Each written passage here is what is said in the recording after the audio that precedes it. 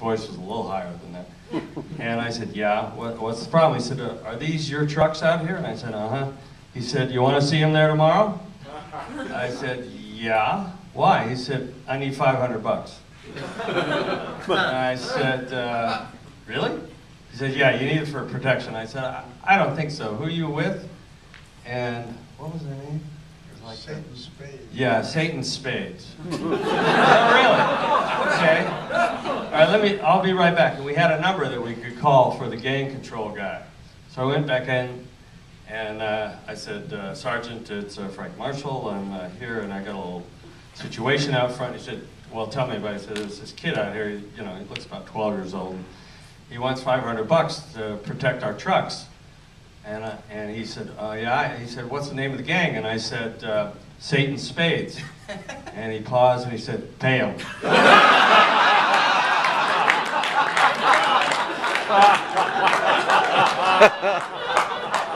I said, okay, so trucks were there the next morning. Well, one thing to go back to the location, like in this day and age, like locations, pretty much have script approval and stuff. And I don't think you wouldn't get to shoot those scenes on the subway now, would you? No, the other amazing thing I was noticing, we did none of that graffiti on those trains. It was all there. It was amazing. It's all cleaned up and gone now. But you remember what they got mad at us, tried to prevent us from shooting about jumping the subway. Yeah, the turnstiles. Yeah, the transit comes and, you can't show that. Nobody, that's illegal. Nobody, illegal. All day. Well, I got a question. I can throw one to Joel as well, because you and David are pretty intense in the movie. Yeah. And I'm just wondering, and this is for James as well, did you guys kind of get all method and not fraternize with each other, the different factions? Sometimes, David, I talk a lot, now but David wouldn't speak, so it was like, Mutt and Jeff. I would speak a lot. He would just stay away from the rest of the gang. With the Warriors, when we were off cut, we'd speak. It wasn't like we'd separate ourselves and all that stuff. I was always around or something, and we were talking. It wasn't like we were separated. Like when I did West Side Story, we tried to stay away from each other and stuff. We just wanted to have our turf and everything. But no, we spoke to each other off camera and everything. We stayed in character. When the shot occurred, boom, we were there. And what about you guys with the rest of the Warriors? Well, the Warriors, some of us became very close. We were very good friends. We went to each other's plays and weddings, and sadly Marcelino passed away. He was a painter. He played Rembrandt, Big Fro,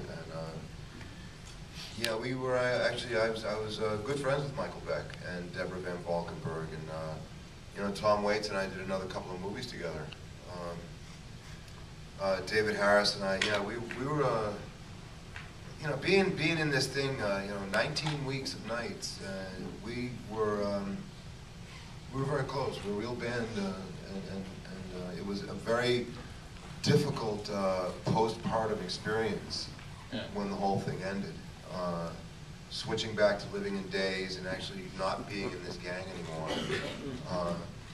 It was really quite sad. I went into quite a little depression there. But we were close. When we first brought Joel and David to the set, they only had a couple of nights of shooting until we got down to Coney Island, and we had that big black hearse. We brought up the corner, and it was that scene at the candy store where he's so great when he says, "For what?" He was amazing, and the sweetest guy, right? Plays guitar. We found him guy. He played John Lennon. Yeah. It was incredible. He was in this show called Working, and he played guitar and sang on the stage. He'd never been in the movie. Anyway, Walter said, I need you guys to throw this stuff and then jump in the car and take off. And And they said, okay, you know, who's going to drive the car? And David had to do a scene and get in the side. They said, well, I have the number 2 guy driving. Joel, you're driving the car. And Joel goes, oh, yeah, great. So we set up the camera and everything, and action, and David goes, for what? And he throws, and everybody jumps in the car, and Joel jumps in the car, and he takes off, and he goes around the corner, and we hear this kaboom crash things come running around the corner. The car's up on the sidewalk, the hydrant's off, the water's gone. You know, the big panic. We run over, get Joel. Joel, what happened? He said, well, nobody asked me if I could drive. It's New York. Nobody drives here. You know, Walter and I are from here. We drive since we were 10. That's why I don't drive now. I hate to say that. It's still the only actor in He just said he could do it, you know? So were you relieved of your duties in the wide shots after that? Yeah, I mean, I still try. You know, I get You'll rides. notice those other shots with the car No, but then rolling through I Coney drove a Island lot were every kind of far Saturday. away, so you couldn't see. Every Saturday they trained me, and then I started driving in the film.